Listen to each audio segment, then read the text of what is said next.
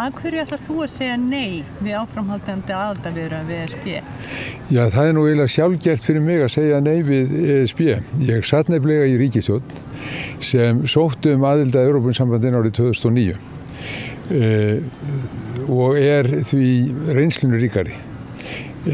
Þetta ferli reyndist miklu þyngra og erfiðara en nokkurn mann hafði órað fyrir, bæði vegna þess að ferlið var meira krefjandi, það krafðist aðlögunar að regluverki ESB og viðræðurnar snerust fyrst og fremst tímasetningu á þessari aðlögun. Allt tal frávik frá grundvallarreglum út í loftið að mínum dómi vegna þess að það Evrópusáttmálinn, Maastricht hérna á sínum tíma, Lissabon á öðrum tíma, það hann sem grundvöllurinn og sem ræður og samkvæmt honum dæmt af hálfu Evrópudómstólsins. Nú, hin ástæðan fyrir því að þetta reyndist okkur erfitt var svo að við vorum sundruð. Ekki bara ríkisstjórn, heldur var þjóðin líka sundruð og það ekki síður svo nú. Og mín skoðun svo að engin þjóð eigi að sækja aðild að Evrópusambandinu nema hún vilji þangað inn. Hún á ekki að gera það á naumum meirihluta og í óeiningu.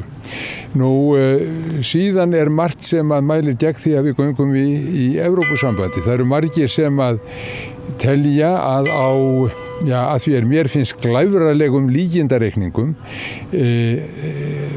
sóst eftir einhverjum tímabundnum ávinningi og þá eru menn tilbúnir að fórna stöðu Íslands, stjórnskipulegri stöðu Íslands og stöðu okkar á alþjóðavettvangi fyrir eitthvað sem ekki í hendi. Og hvers vegna ættum við að afsala okkur yfirráðum yfir auðlindum okkar, yfir sjávarauðlindinni, yfirráðum yfir landbúnaðinum, réttinum til að gera tvíhliða viðskiptasamninga við aðrar þjóðir, stólnum sem við höfum á alþjóðavettvangi, til dæmis hjá alþjóðaviðskiptastofnuninni, þar höfum við stól. Evrópusambandi hefur 1 stól fyrir 27 ríkin. Allt þetta var í farið. Nú, síðan hitt að margir telja að með aðild að Evrópusambandinu þá tæki engin neitt frá okkur. Við höldum öllu okkar. En því til að svara að tækið til að ná eignum þjóðar með óbeinum hætti og það heitir markaðsvæðing. Þú tekur allt samfélagið, sundrar því og markaðsvæðir það. Eftir það má þjóðerni ekki ráða og þá greið leið með allar eignir inn í kauphallinnar. Ef þú ert búin að einkavæða raforkuna, vatnsveiturnar, að sjálfsögðu sjávarauðlindina, þá þetta komið þangað inn. Og ef menn halda að við sleppum við auðvaldið, íslensku auðvaldið, með því að fara inn í Evrópusambandið, þá segi ég, það að fara úr öskunni í eldin. Og við þetta bæti síðan núna að Evrópusambandið að hervæðast. Það ætlar að láta 100 milljarða í vígtól.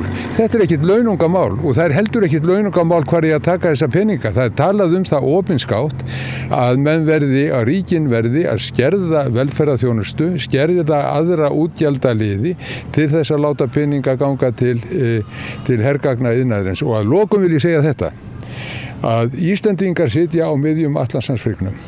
Nú þegar að úvar rísa beggja vegna þessar hryggjar, þá eigum við að hugsa okkar stöðu alveg upp á nýtt sem friðflytjendur. Það skortur á þeim í heiminum í dag og það verðugt verkefni fyrir Ísland að verða friðflytjandi. Þess vegna segi ég nei við ESB.